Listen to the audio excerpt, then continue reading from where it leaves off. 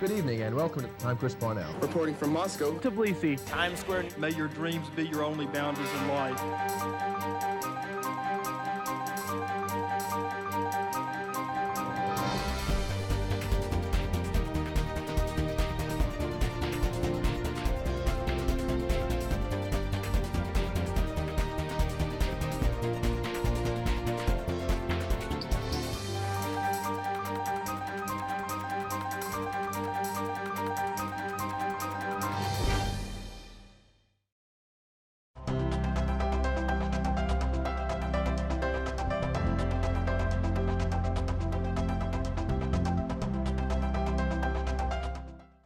Welcome to Inspiring Leaders. I'm Donna Chandler Newman, your host for the show, and thank you for watching our program. Through this show, we meet community leaders and we examine how they're using their unique talents and skill sets to make a difference. And through our discussions, we hope to inspire others to discover and to share their own leadership abilities for the overall betterment of our community. Now, Memphis is well known for our vibrant arts community. Of course, we're recognized around the world for our musical icons, Elvis, B.B. King, Al Green, Justin Timberlake, just to name a few. But as most of us know, the talent pool within our community runs very deep, and it extends very far into all of the performing arts, as well as into the literary and visual arts. Today on our show, we'll learn about a group that honors all of the Memphis arts and a very distinct segment within it. The Women's Theater Festival of Memphis celebrates exceptional talent within our community, and this year they're featuring a very powerful play written by a gifted playwright. Oh, a gifted playwright who happens to be female, and from Memphis. In this first portion of our show, we'll meet Karen Moore, executive producer of the Women's Theater Festival of Memphis, and in our second segment, we'll talk with Natalie Parker Lawrence, who has penned the very powerful play this organization has under production now. Joining us now is Karen Moore, executive producer of the Women's Theater Festival of Memphis. Welcome, Karen. Thank you, Donna. Thank you for having me. I'm so glad that you're here today with us. I'm so excited about your play coming up. But let's begin at the beginning. Tell me, you've had quite a varied background and a wide range of experience. Tell me a little bit about your background. Where shall I start? I guess I'll start with college. I have a bachelor's degree in theater arts and a minor in music from Hendrix College in Little Rock, Arkansas. I grew up in Arkansas, but I was born in Memphis. And I came here in a year after I graduated from college, working for Channel 3 as a broadcast journalist. And it was very, it was very nice. I enjoyed doing that. But the theater was what was my passion, and in the evening, that's what I did. I went to the theater and produced and directed. I've directed over 65 productions. I have acted in 9 films.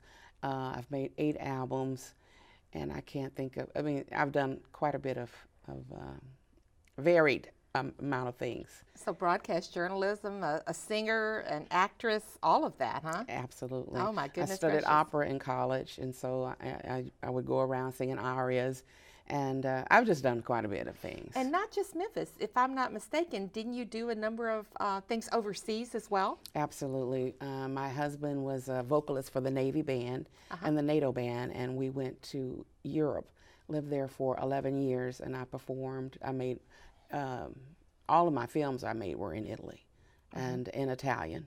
And then the albums as well.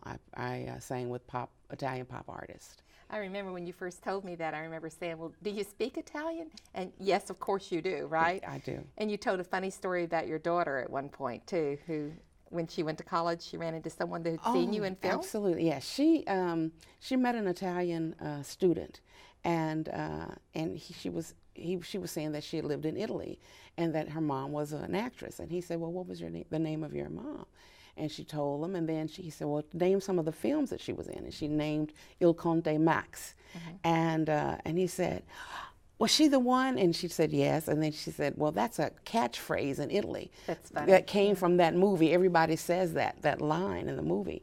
And Orion said, I never knew that, and so that's. So all this time your passion has been theater. I know that you have a paying job as well, that you're a marketing consultant. I am a marketing consultant and event planner. But everything that you do now for the Women's Theater Festival of Memphis is a volunteer position, Absolutely. right? It's totally volunteer.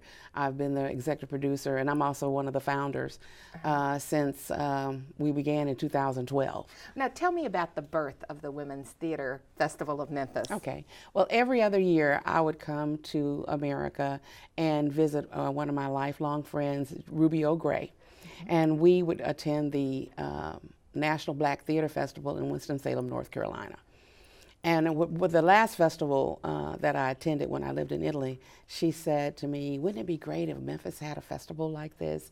She said, and it could be just for women. It could be, just honoring the works of women. And I said, oh, that'd be a great idea. Let me know and I'll come visit you and I'll come see it, And so years later, I moved back to America, and she brought it up to me again a few years ago and said, Karen, I really want to do this, and I really want you to do it with me.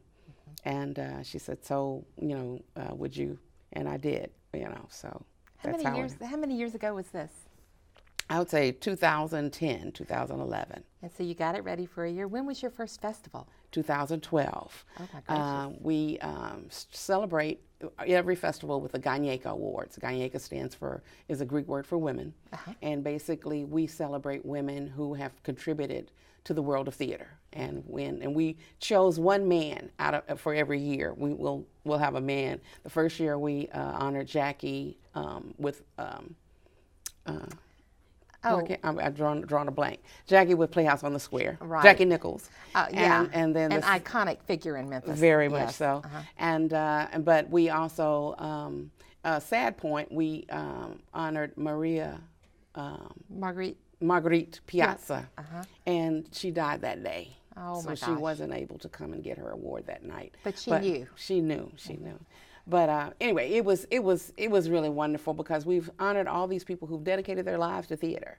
And so that's what starts off the festival. Then we have 2 other days full of 30 plays, readings, and workshops. Oh, my gracious goodness. In 3 venues. In 3 venues. That's what you've done. That's what we started in 2012. Now last year we were in 4 venues. Oh, my gracious. So it grew. It's growing, absolutely. And so how many plays did you have last year? 36. 36 plays, readings, and workshops.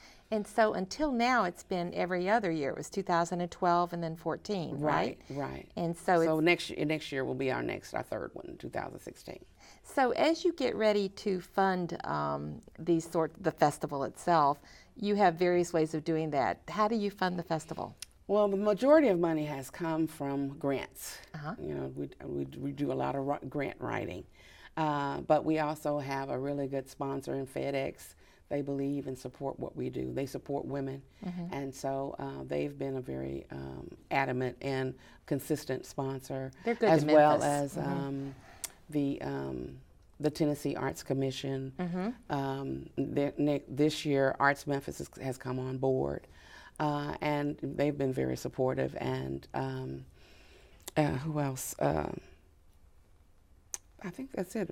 We usually have 3 major sponsors. And you also raise some of your money, don't you, or you're going to this year, from a production that you're doing this year. Yes, Is A that Box right? of Yellow Stars. Which you're doing. Written by Natalie Parker Lawrence, and she was so gracious to say, yes, you can use my show to raise funds for the festival, because I really believe in the festival. I'm delighted with that. She's going to be on our next segment and tell us all about the play, but first tell me, how delighted are you that she's doing this? Oh my goodness. Yeah.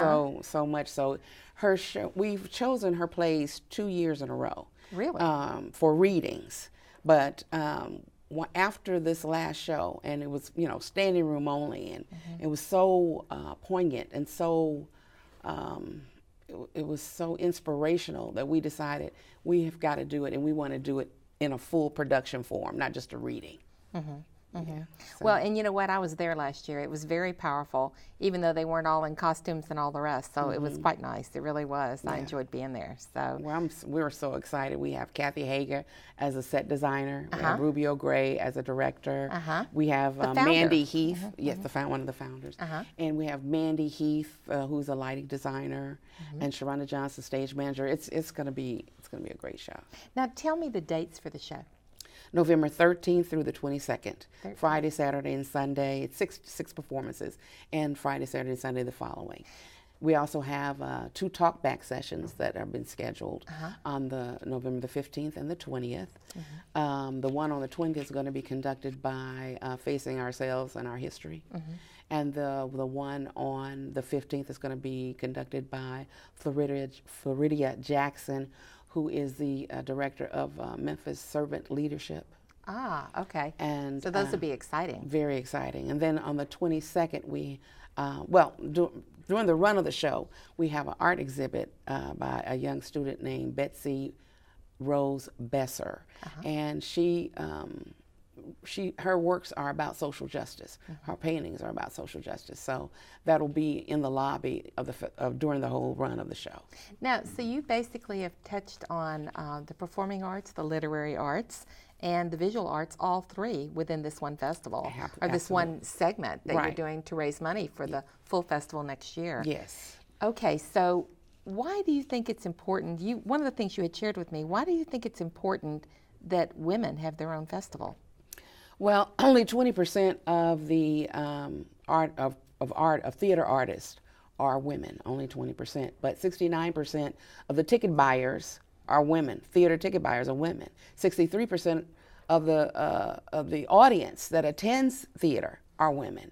And so, we'd like to hear women's voices. 18%. It is known that, what is the word? I'm trying to think of it right now. That women shows on Broadway are 18% more profitable than the ones that are written by men. And so we just don't have the opportunity to showcase our work. Well, and that's a very good thing, and you guys are giving. There are 3 organizations like yours in the world, isn't that right? Absolutely. There's one in India and one in Los Angeles. And then and Memphis, us, Tennessee. In Memphis, exactly. And you have it's an international festival. And yes, last year we became international when we accepted the submission from Australia. Oh my goodness. And that was very exciting. Okay, so your organization's only a few years old. I know you've got a wish list. Tell me what's on your wish list. Well, paid staff is number 1. Of course, our own building that we could hold rehearsals and maybe even the festival in. Wow. And some really, more good board members. That would be great. Yeah. Yeah, I know what you mean. I know what you have 7 on your board now. Right. Who now, are wonderful yes. board members, but wonderful. We could use more. We could use more. Absolutely. Yeah, and increase the awareness around the city too. Oh, that is very important. I'm sure it is. So paid staff first. Secondly, a location. You have dreams for this location? Well, we're looking at a place in Soulsville. There's some blighted buildings, and we're looking at turning them into something that the community will be able to utilize, as well as our headquarters. A benefit for the city as well as for the festival, right? Absolutely, yes. That's amazing. That Yes. really is. Goodness gracious. What impact do you think that a box of yellow stars will have on your festival? Do you expect it to raise some nice funds for you? Yes, we do. We have opening night. We have a reception, and reception and tickets are $50, and so we're hoping to garner something from the first night, and then the rest of the festival as well. But yeah, we hope that people will know about the Women's Theater Festival of Memphis, will support the works that are in the festival, and support the playwrights and the directors and the actors that are in the festival. That's fabulous. Well, congratulations on your great work, and I'm looking forward to coming to the play. I'll see you there. Thank you. Look forward to seeing you. Thank you. We're going to pause now for a short break. When we return, we'll meet Natalie Parker Lawrence, author of A Box of Yellow Stars.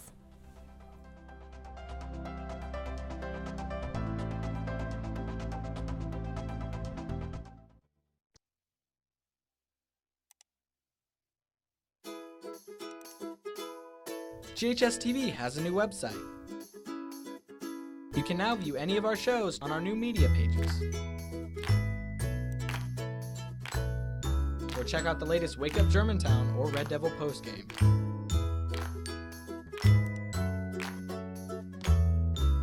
As always, we're streaming live 24/7.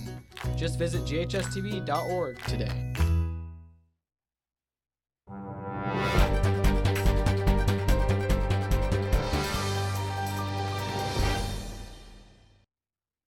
Welcome back. I'm Donna Chandler Newman, and you're watching Inspiring Leaders. Today we're talking about the Women's Theater Festival of Memphis, and now we're pleased to meet Natalie Parker Lawrence, who's written A Box of Yellow Stars, the play being produced by this organization right now. Welcome, Natalie. Thank you. Thank you for having me. I'm so glad that you're here today. I'm very happy to see you. Now, you and I have known each other since high school, by the way. We have. Now, full disclosure here, okay? Yeah, sure. So you are certainly a Memphian. Tell everyone about your background. Well, I've lived here all my life. I went to Immaculate Conception High School, and I teach at Houston High School now for the last 27 years. And that's really how I got into playwriting.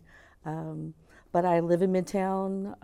I married my high school sweetheart about 15 years ago. He had 5 boys. I have 1 daughter. So we've combined households, and we have a wonderful family. So, but I've been a teacher and a writer for a really long time. You have, haven't you? I have. 27 years. Now, how did you become a teacher at Houston? Oh, well, that's an interesting story. I got the job because I could coach tennis, because I played tennis in college. And so the principal said, well, if you can coach tennis, you must be able to, teach speech and theater. I said, well, I don't have an endorsement. And he said, well, you'll have to just go get one. So I did, but the only class that was available after school was playwriting, so I kept writing plays, and because I went to class and had assignments, and so I wrote plays. That's so funny. So for some reason, the requirement to get a job is to be a tennis coach, right? Well, I had a Bachelor of Arts in Comparative Literature, I had a Bachelor of Science in Secondary Education, I had a master's degree in Linguistics. That didn't matter. They didn't care about. I had taught AP English, AP World History, French. They didn't care about that. It was the tennis coach. It was the tennis. That's right. So that's right. That's so funny. I know you're being humble about that. Well, no, it was great. Because I did go to school, and then the reason why I'm a writer today was because I could coach tennis. Mm-hmm. That's so funny. So in starting your playwriting, you started it because that's the endorsement you were seeking. Right. I don't have a degree in theater from the University of Memphis. My MFA is from the University of New Orleans, where it's playwriting and nonfiction. So I also write personal essays. So I'm hoping to, after this play is produced in November, I'm hoping to get some books published. So that takes a lot of energy hours, and so that's what I'll be doing after Christmas. Now, I know we're going to talk about the play in depth in a minute, but I know that you've also had plays produced, I guess, internationally even. Tell me a little bit about some of the other areas where you've had plays produced. Well, I've had several readings a couple of readings in Montpellier, France. Part of the low residency program there was one summer in France, so I had a reading there. I had 2 readings in San Miguel de Allende in Mexico, and one of my plays with Nathan Furberg was produced last summer at their festival. I had a play produced in New York this last February. I got to go to, that was great. The wonderful Brian Fruits, who directed my last play, I Bet They're Asleep All Over America, that was in the Women's Theater Festival of Memphis as a reading. He produced one of my plays in Chicago. I've had a regional winner in Orlando with Upright Position, so that was exciting. And TheaterWorks did that here as well. Rhodes has done a production. Houston High School's done a production. So I've had about 9 plays that I've written, and almost all of them have had either readings and or productions. So that's amazing. I mean, it truly is. And, yeah, and all over the place, but Memphis too as well. I'm glad you're. I know you're glad to be home with that one. Absolutely, so, even though that's extraordinary. So tell me of these plays. You have a favorite, I'm sure. Well, right now this play is A Box of Yellow Stars has been so dear to my heart, and Ruby asked for an extra scene to be written. And so it's been interesting that before I wrote the play before I started teaching AP World History.